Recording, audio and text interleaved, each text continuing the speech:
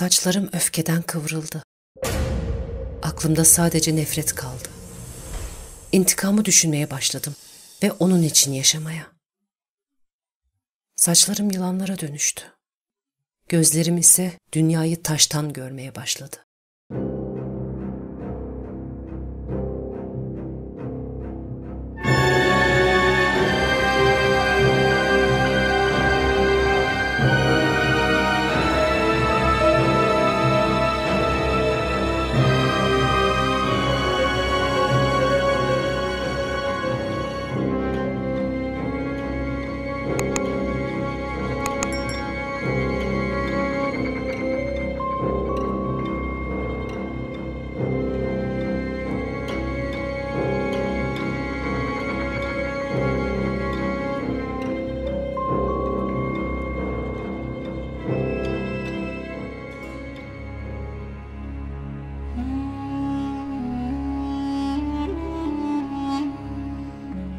Klasik mitolojide anlatıldığına göre kainatın tanrılar tarafından bölüşüldüğü çağlarda Medusa adında güzelliği ile herkesi büyüleyen bir genç kız yaşardı.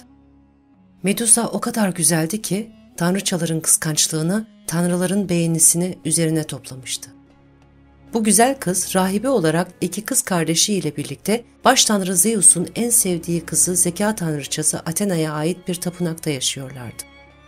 Kadim tanrılardan Phorkys ve tanrıça Keto'nun kızları olan bu üç kardeşten Medusa'nın haricinde diğer ikisi ölümsüzdü. Rahibe Medusa bir gün Athena'nın tapınağında denizler tanrısı Poseidon tarafından tecavüze uğradı. Büyük bir kıskançlıkla ve kendi kutsallığına yapılan bu saygısızlığa öfkelenen Athena, Medusa'yı ve iki kız kardeşini canavara dönüştürerek lanetledi. Mitolojinin teogoni mitlerinden birisi olan Medusa artık ölümlü bir gorgodur ve gorgolar baktıkları kişileri taşa dönüştürmeleri ile bilinirler. Bu lanetle o güzel altın sarısı saçları yılanlara dönüşür.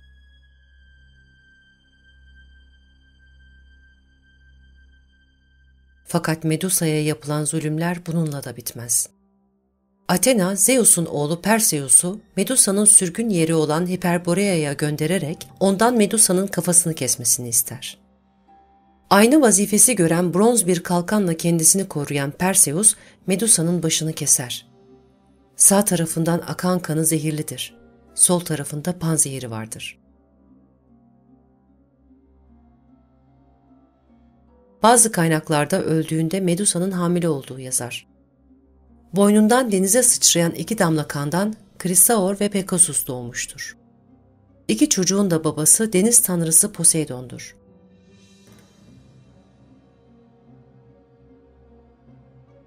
Bir diğer kaynak ise Medusa'nın boynundan fışkıran her bir kan damlasının yılanlara dönüştüğünü söylemektedir. Perseus, Medusa'nın başını taşa çevirme laneti için bir süreliğine silah olarak kullanmıştır. Daha sonra Medusa'nın başını Athena'ya verir ve Athena da onu kalkanına asar.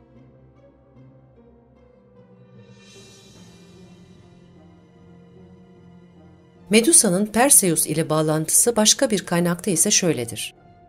Kral Polydektes, Perseus'u Medusa'nın başını getirmekle görevlendirir. Aslında bu durum bir tuzaktır. Polydektes, Perseus'un annesi Danae ile evlenmek istemekte ve onu rahat bırakmamaktadır. Araları iyi olmadığı için Perseus'tan kurtulmayı kendine amaç edinmiştir. Polydektes, Perseus'un dönemeyeceğini düşünür. Danae ise bir tapınağın içerisinde oğlunu beklemektedir. Perseus eve annesinin bulunduğu adaya döndüğünde kralın annesiyle zorla evlenmeye çalıştığını öğrenir ve Medusa'nın başı ile kralın karşısına gelir. Bunun sonucunda Perseus Medusa'nın başını çıkarır ve krala doğru tutar. Kral taş kesilmiştir. Perseus ardından Medusa'nın başını Argos'taki pazar yerine gömmüştür.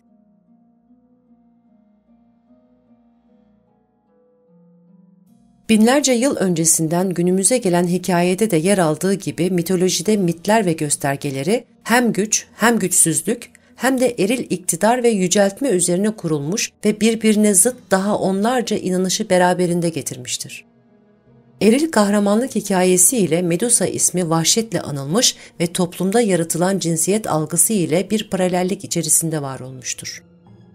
Medusa güzel olduğu için Poseidon'un tecavüzüne uğradığı çıkarımı yapılan bu hikayede ceza dişil tarafa kesilmiştir ve toplumda bu durum kabul görmüştür. 2018'de Christobel Hastings bu mit için toplumsal gerçeklik üzerinden güçlü bir kadının tecavüze uğraması, şeytanlaştırılması, ardından da ataerkil toplum tarafından katledilmesi, antik bir efsaneden ziyade modern bir gerçekliğe denk düşüyor ifadelerini kullanmıştır. Heykeltıraş Luciano Garbati 2008 yılında Cellini'nin Medusa başı ile Perseus heykelini yeniden ele alarak Perseus başı ile Medusa isimli çalışması ile tersine çevirmiş, sonucunda kadının toplumsal alandaki yeri bağlamında yeni birçok tartışmayı da beraberinde getirmiştir. Hareket içerisinden cinsel saldırı mağdurlarının bir kısmı Medusa'nın toplum dışı bir intikamcı olarak sunulmasından rahatsız olduklarını belirtmişlerdir. Buna ek olarak diğer tartışmalardan birisi ise heykelde Medusa'nın neden Poseidon'un değil de Perseus'un kafasını taşıdığıdır. Ancak Garbati'nin bu noktada sadece rolleri değiştirdim ifadesi Medusa'nın intikamcı olarak gösterilmediğini vurgularken aynı zamanda neden Perseus'un kafasını taşıdığının cevabı niteliğindedir. Medusa miti yüzyıllar boyunca sayısız alanda kullanılmış, birçok eserin de öznesi olmuştur. Mimaride ise Medusa'nın bulunduğu yeri koruduğuna inanıldığı için önemli tapınaklara ve saraylara Medusa başı yerleştirilmiştir. Bu yüzden Yerebatan Sarnıcı'nda yer alan 3 konumlu Medusa başı Bizans'ta kılıç kabzalarına işlenmiş ve sütun kaidelerine bakanların taş kesilmemesi için ters olarak yerleştirilmiştir.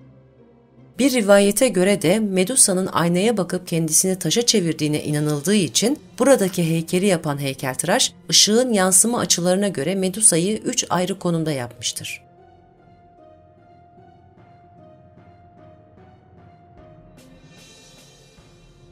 ...20. yüzyıla kadar eril taraflardan betimlenen Medusa miti çoğunlukla toplumsal bir yapının yansımasıyla ele alınmasının yanı sıra çirkinlik üzerine de kurulmuştur. Estetiğin ön planda olduğu modern öncesi dönemde çirkinlik sanat ontolojisinde yer almazken çirkinliğin inşası ustaca gösterilmiştir. Görsel sanatlar alanında da kullanılan bu imgede çoğunlukla Medusa'nın ölüm anı, yüzündeki dehşet, kanlar ve yılanlar içerisindeki başı ile betimlenmiştir. Bu noktada Medusa'nın cezalandırılan karakter olarak betimlenmesinden, onun toplumsal yapıda mağdur bir kadın karakter olmaması için çirkin gösterildiği çıkarımı da yapılabilir. Başak Başkan'ın Medusa mitinin 20. yüzyıl kadın şairleri tarafından tekrar yazımı isimli makalesinde ise Medusa betimlemelerini şu ifadelerle açıklamıştır. Sanat yapıtlarında Medusa daha çok korkutucu bir yüz ifadesiyle resmedilir. En ünlü özelliği ise hiç kuşkusuz kafasında saç yerine bulunan yılanlardır. Antik Yunan vazolarında da rastladığımız bu gizemli figür, Batı sanatında birçok sanatçıya ve heykeltıraşa da ilham kaynağı olmuştur. Ayrıca yazarlar ve filozoflar da eserlerinde Medusa'dan bahsetmiş veya ona gönderme yapmışlardır. Birçoğu ondan bir canavar olarak söz ederken, bir kısmı onu karanlık bir ilham perisi olarak yorumlamış, bir kısım yazar ise Medusa'dan kötü kaderli bir tecavüz kurbanı olarak bahsetmişlerdir.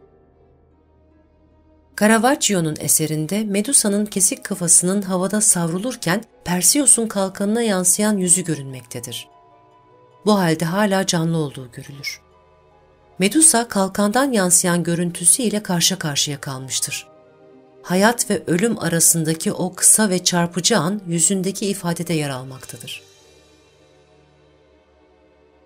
Resimde görülen bakış, Medusa'nın karşısındakini korkutmak ve taşa çevirmek amacıyla yönelttiği bir bakış değil, aksine korku içeren bir bakıştır. Kocaman açılmış ağzı ile sessiz ama tesirli bir çığlık atan, büyümüş gözleri ve çatılmış kaşları ile bir dehşet ifadesinde olan Medusa, öldürülmüş olmasına inanamamaktadır. Perseus'un kalkanında gördüğü görüntüsünde Medusa belki de ilk kez ölümlülüğünün farkına varmıştır. Dehşetle kalkandaki görüntüye takılıp kalmış bir yüz ifadesi vardır. Caravaggio bu eseri için kendi yüzünü model olarak kullanmıştır. Bunu yapmasının aslında iki farklı nedeni olduğu söylenir. Birincisi kendisini Medusa haline çevirdiği için ölümcül bakışlardan kurtulan bir tek kendisi olmaktadır. İkincisi ise tıpkı Medusa'nın o an kalkana baktığı gibi Caravaggio da kalkanda kendi yüzünü görmektedir. Fransız akademisyen felsefeci Helen Sixos 1975 yılında Arch dergisinin özel sayısında yayınlanan Medusa'nın Kahkahası isimli yazısında kadınlığın negatif anlatıları üzerinden yeniden bir anlatı modeli oluşturur. Bu anlatılardan bir tanesi Freud'un kadını kara kıta olarak ele aldığı betimlemeyken bir diğeri ise Medusa mitidir. Bilinen Medusa hikayesinde kimsenin Medusa'ya bakmaya cesareti olmazken özellikle Medusa'nın gözlerine bakılarak onun güzelliğini ve gülümsemesinin doğrudan görülmesi gerektiğinin altını çizer. Esra Başak Aydınalp de Medusa'nın kahkahasını açıklarken şu ifadeleri kullanmıştır. Medusa kendisine bakmaya cesaret eden erkekleri taşa çevirir. Sixos'a göre Medusa'nın direkt gözlerine bakmak gerekir. Medusa ne ölümlüdür ne de gizemli. Aksine çok güzeldir ve gülümser. Bu metin kadını patriarkal sistem tarafından baskı altına alan yapıyı ortaya çıkararak yeniden canlandırır. Bu, kadınların sembolik sessizliklerini kırmak için kadınlara yapılmış bir çağrıdır ve onları yazıya davet eder. Çünkü Sixos'a göre kadının toplumsal örüntüdeki yerini değiştirmenin tek yolu yazıdan ve bununla beraber toplumsal belleğin yeniden inşasından geçer. Mitolojik öğeler sanat alanında yüzyıllar boyunca kullanılmış ve kullanılmaya devam etmektedir. Bunlardan birisi olan Medusa mitinin sanat tarihinde önemli örnekleri bulunmaktadır. Yüzyıllardır farklı alanlarda ele alınan Medusa miti, eril baskınlığından kaynaklı olarak diğer mitlerden ayrılmıştır. 1960'lardan sonra yüzlerce eser yıllardır süregelen ve birçok alanda kullanılan anlamlandırma, temsil yaratma gibi teknikler ile yeniden ele alınmıştır. Bu yeniden ele alma antik dönemlerden beri 20. yüzyılın başlarına kadar bir gelişim tekniği olan reprodüksiyon olarak adlandırılırken, Marcel Duchamp'ın Mona Lisa'yı yeniden ele alarak geçmiş ile anın ilişkisini kurması, sanatta yeni ifade biçimlerinin doğuşunun sinyallerini vermiştir.